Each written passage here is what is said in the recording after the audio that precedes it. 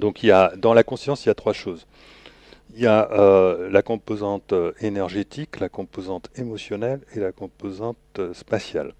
Alors, donc vous vous souvenez tout à l'heure que j'ai parlé euh, d'excitation du vide quantique par Oui, la conscience, oui, que j'ai dit que l'espace n'existait pas, mais c'était une création de la conscience, de même que la matière. En fait, ça veut dire, pour bien se le représenter, ça veut dire que l'espace et la conscience, c'est la même chose. Quand on parle de vibration de l'espace, l'espace lui-même et est la conscience. conscience. D'accord. Quand Roger Penrose, donc ce grand physicien, nous parle de la conscience qui réduit les états quantiques, il parle d'une conscience quanto-gravitationnelle. Quanto-gravitationnelle, ça veut dire quoi? Ça veut dire relatif à la gravité quantique. C'est quoi la gravité quantique? Ce sont les fluctuations de l'espace à l'échelle intime qui est entre 10 puissance moins 16 et 10 puissance moins 35 mètres. C'est-à-dire, c'est même en dessous le niveau quantique. Hein. L'espace fluctue. En fait, pourquoi est-ce qu'il fluctue? Mathématiquement, c'est un besoin fondamental, c'est pour rendre compte de l'indéterminisme quantique. Pour le modéliser, on l'a fait, ça a bien marché. Alors on a dit, mais ça voudrait dire que ça existe vraiment. On a fait des expériences.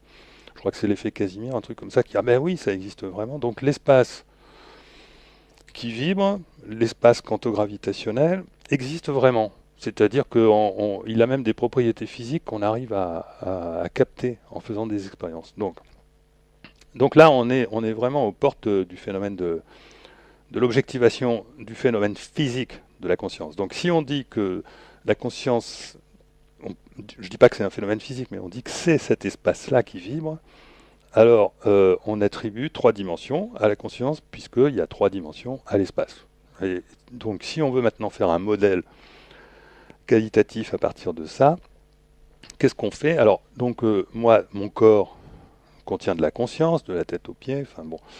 Donc, si je veux décrire cette structure vibratoire qui remplit mon corps, je vais avoir besoin de trois types d'informations. Je vais avoir besoin d'informations spatiales pour déterminer des formes. Je vais avoir besoin d'informations vibratoires pour déterminer comment ça vibre, à quelle fréquence, connaître le spectre, à quel endroit. Et je vais avoir besoin d'informations énergétiques, c'est-à-dire là où ça dégage le plus d'énergie, là où ça vibre le plus, sachant que ça change tout le temps. Et donc là, on a les trois aspects de la conscience, qui est l'aspect énergétique qui correspond à la zone de focalisation de la conscience. Où est-ce que j'ai mal? Où est-ce que je me sens bien? Enfin, etc. L'aspect spatial qui correspond à tous les états activables spatialement. Et l'aspect spectral qui correspond à tous les états vibratoires activables. D'accord? Donc là, je vous fais de la modélisation physique de la conscience. Je ne sais pas si vous vous rendez compte. Ça, c'est nouveau.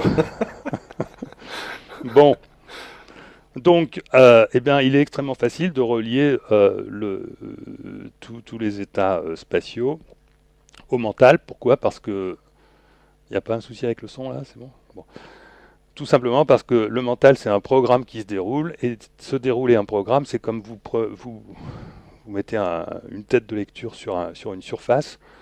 Bah, là, justement, vous avez la surface. Et ben vous faites, bon, sauf que c'est en 3D au lieu de 2D, ils sont plus difficiles à se représenter, donc en 2D c'est plus facile. Et ben voilà, vous avez le programme qui se déroule avec, voilà.